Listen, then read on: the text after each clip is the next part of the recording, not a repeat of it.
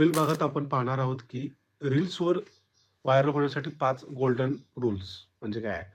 तर तुम्हाला वाटतं, की व्हायरल होणं म्हणजे लक. खरं तर ते लक नाही, फॉर्म्युला आहे. ही 5 गोल्डन रूल्स वापरा. तुमचं रील व्हायरल होण्यासाठी 10 पटीने याचा फायदा होऊ शकतो.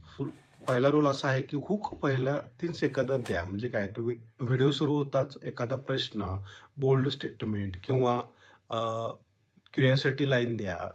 लोकं स्क्रोलिंग थांबवतात त्यामुळे.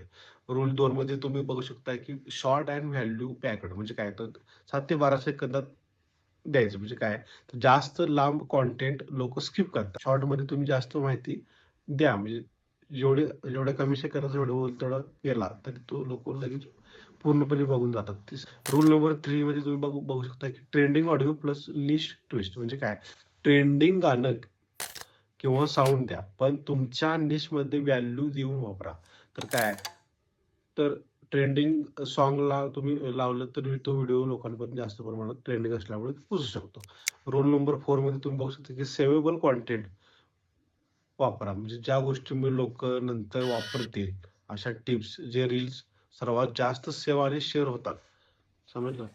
रूल 5 मध्ये तुम्ही बघू शकता, की कन्सिस्टन्सी आठवड्यात 4 ते 5 वेळा रील्स बनवा. तर रेग्युलर पोस्ट करणाऱ्यांसाठी अल्गोरिदम जास्त रीच देतो.